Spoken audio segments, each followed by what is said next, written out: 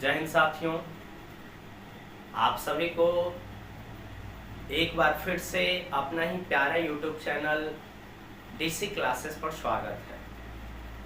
और मैं विकास सर आप सबके लिए यानी क्लास 12th के विद्यार्थियों के लिए आज हिंदी गद्य खंड का फर्स्ट चैप्टर लेके आए हैं, जिसका नाम है बातचीत। एक बहुत ही अच्छा निबंध है, यानी क्लास 12th हिंदी गद्य खंड का फर्स्ट चैप्टर, जिसका नाम है बातचीत। तो ये बातचीत निबंध की आज हम लोग प्रमुख बातें, कुछ मुख्य बातें जो है उसको हम लोग पहले जानने का प्रयास करेंगे।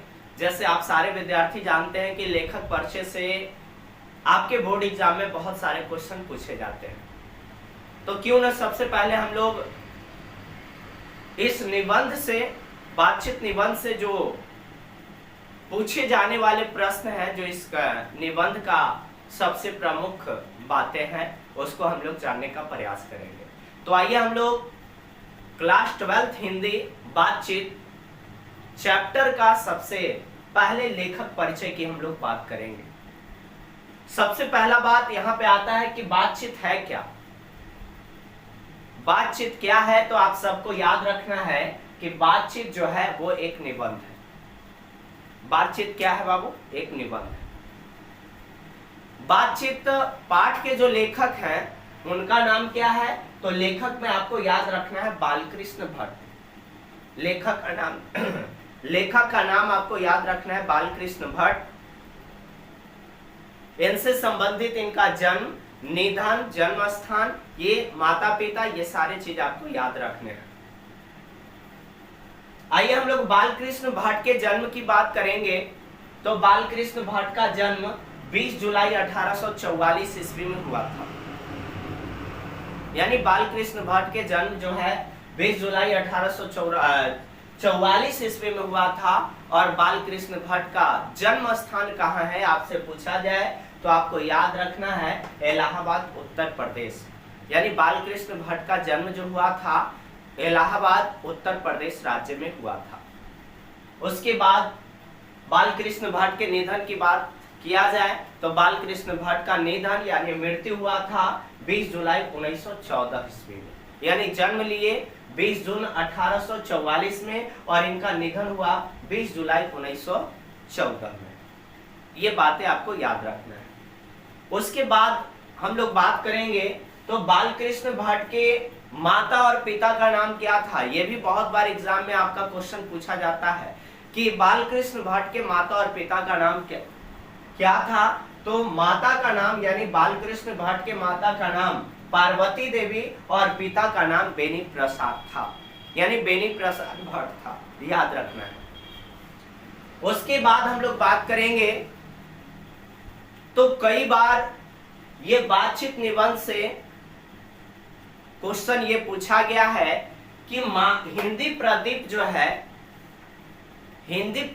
जो है वो क्या है। तो हिंदी प्रदीप जो है वो एक मासिक पत्रिका है। मासिक क्या है? पत्रिका है, जो बालकृष्ण भट्ट के द्वारा क्या किया गया है, लिखा गया है। आपको याद रखना है। तो हिंदी प्रदीप क्या है? एक मासिक पत्रिका। अब देखिए बालकृष्ण भट्ट के कुछ प्रमुख रचनाएं हैं जो डायरेक्ट आपके बोर्ड एग्जाम में हर साल लगभग पूछे जाते हैं भाई, तो इसको आपको याद रखना है ना। बालकृष्ण भट्ट की कुछ रचनाएं हैं जिनमें सबसे प्रमुख है जो हम आपके सामने लेकर आए हैं 100 अजान एक सुजान। उसके बाद रहस्य कथा, रसातल यात्रा, पद्मावती, जैसा काम वैसा परिणाम, ये सभी के सभी रचनाएं जो है बालकृष्ण भट्ट के द्वारा लिखा गया है। अब इसमें एक और मुख्य बातें क्या है, बहुत बार पूछा जाता है कि बालकृष्ण भट्ट के कितने निबंध है, यानी बालकृष्ण भट्ट के द्वारा कितने निबंध जो है लगभग लिखा गया है। तो बालकृष्ण भट्ट के द्वारा लगभग जो है 1000 निबंध क्या किया गया है, लिखा गया है। तो ये था आपका लेखक परिचय। और इसके बाद हम लोग जो है इस चैप्टर का संपूर्ण अर्थ समझने का प्रयास करेंगे। बहुत सारे टीचर जो है आपको डिजिटल बोर्ड पर लिख देते हैं और लिख के लाइन बाय लाइन जो है उसको पढ़ के और सुना देते हैं। लेकिन हम आपको क्या करेंगे, हम अपने भाषा में इस निबंध के संपूर्ण कहानी को मैंने लिखा है अपने ही भाषा में और एकदम सरल भाषा में, जो मैं आप सबको समझाने का प्रयास करूंगा। ठीक है, तो आप सारे विद्यार्थी जो है बातचीत पाठ के संपूर्ण सारांश को समझने का प्रयास करेंगे। आइए तो हम लोग शुरू करते हैं। बातचीत शीर्षक निबंध आधुनिक काल के प्रसिद्ध निबंधकार बालकृष्ण भट्ट के द्वारा लिखा गया है। यानी कि बातचीत पाठ जो है ये आधुनिक काल के प्रसिद्ध निबंधकार बालकृष्ण भट्ट के द्वारा लिखा गया है, जिसमें वाक शक्ति को लेखक ने ईश्वर का वरदान बताया है। यानी बातचीत पाठ जो है ये आधुनिक काल के प्रसिद्ध कवि बालकृष्ण भट्ट के द्वारा लिखा गया है,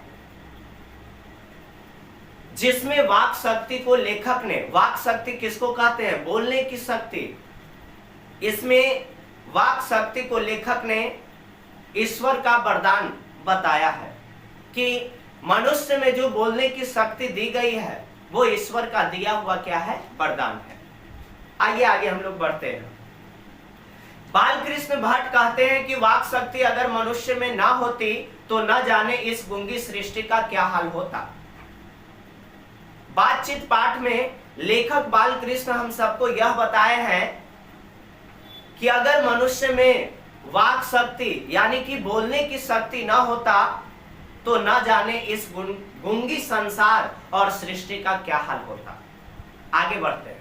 वे कहते हैं कि बातचीत में वक्ता को अस्पीस की तरह नाज नखरा जाहिर करने का मौका नहीं दिया जाता है। यानी कि लेखक का कहना है कि बातचीत में वक्ता को अस्पीस की तरह नाज नखरा जाहिर करने का मौका नहीं दिया जाता है। यानी कि एक व्यक्ति वो जो स्टेज पर जो है हजारों लोगों की संख्या में माइक लेकर भाषण देता है, वो अकेला भाषण देता है और सुनने वाले 1000 लोग होते हैं। लेकिन अगर दो व्यक्तियों के बीच में बातचीत हो और एक व्यक्ति दूसरे को गलत बोल के चल जाए, ये तो हो नहीं सकता है। इसमें नाच नखरा करने का मौका ही नहीं दिया जाएगा। एक व्यक्ति अगर दूसरे को बोलता है तो तुरंत दूसरा व्यक्ति उसका पलटवार कर देता है, यानी कि जवाब के माध्यम से। आगे बढ़ते हैं।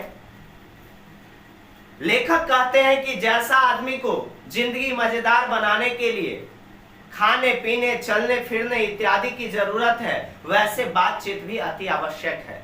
लेखक हम सबको बताना चाहते हैं इस निबंध के माध्यम से कि जिस तरह से मनुष्य को जीवित रहने के लिए खाने पीने चलने फिरने की आवश्यकता है, ठीक उसी प्रकार से, है ना, ठीक उसी प्रकार से मनुष्य को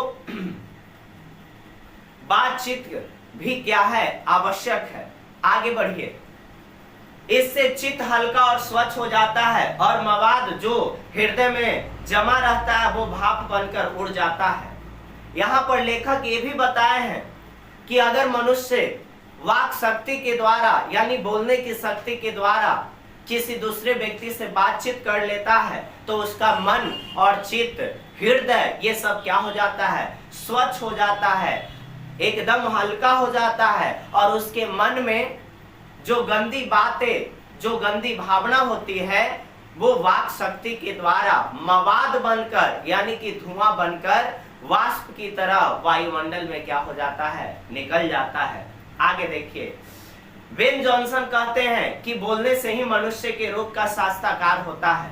यहाँ पर एक बात आपको याद रखना है, बेन जॉनसन एक व्यक्ति का नाम है और ये बेन जॉनसन क्या कहते हैं कि बोलने से ही मनुष्य के रूप का शास्त्राकार होता है। अगर मनुष्य किसी से बात ना करे तो मनुष्य के स्वभाव और व्यक्तित्व के बारे में पता नहीं चलता है।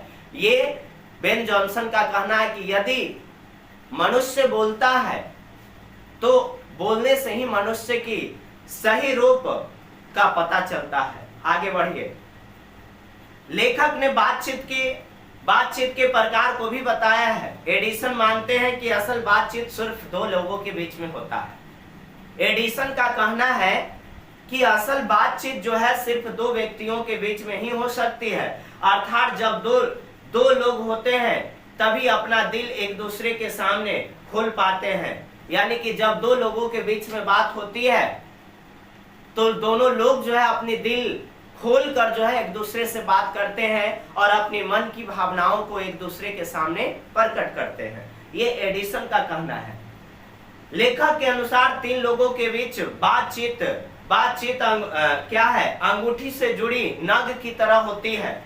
चार लोगों के बीच बातचीत केवल फॉर्मेलिटी होती है। चार लोगों के बीच में जो है बातचीत वो केवल क्या होती है, फॉर्मेलिटी होती है। लेखक कहते हैं कि यूरोप के लोगों में बातचीत करने का हुनर है।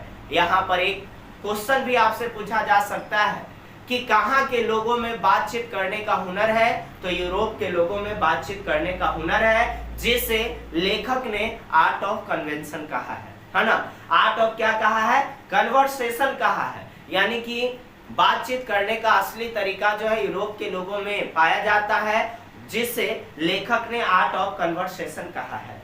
आगे बढ़िए। इसके प्रसंग को सुन के कान को अत्यंत सुख मिलता है। इसे सुहृदय है ना, सुहृदय गोष्ठी कहते हैं। अतः बालकृष्ण कहते हैं कि अपने अंदर ऐसी शक्ति पैदा करनी चाहिए जिसमें हम अपने आप बातचीत कर ले, और बातचीत का यही उत्तम तरीका है। लेखक लास्ट यानी कि इस निबंध के कहानी के लास्ट में लेखक हम सबको यही बताते हैं कि मनुष्य को अपने अंदर ऐसी शक्ति पैदा करना चाहिए जिसमें हम अपने आप बातचीत कर ले, और बातचीत करने का यही क्या है, उत्तम तरीका है। मनुष्य के अंदर, हर एक मनुष्य को अपने अंदर जो है एक ऐसी भावना और शक्ति उत्पन्न करना चाहिए जिससे मनुष्य अपने आप से ही क्या कर ले, बातचीत कर ले, और बातचीत करने का उत्तम तरीका यही लेखक के द्वारा बताया गया है। तो हमारा वीडियो आप सबको अच्छा लगे तो आप ज्यादा से ज्यादा चैनल को सपोर्ट करें और ज्यादा से ज्यादा वीडियो को लाइक करें। हिंदी की संपूर्ण तैयारी विकास सर की जिम्मेवारी, हिंदी की संपूर्ण तैयारी विकास सर के जिम्मेवारी। तो आप हमारे साथ जुड़े रहिए। आपको हिंदी में 100 में 98 96 एकदम जो है रिजल्ट आएगा। आप लोग मेहनत करते रहिए और इसी तरह से आप सबको सपोर्ट करना है, ज्यादा से ज्यादा वीडियो को शेयर करना है। तो इसका आप चाहे तो स्क्रीनशॉट ले लें। फिर मिलते हैं हम आपसे अगले वीडियो।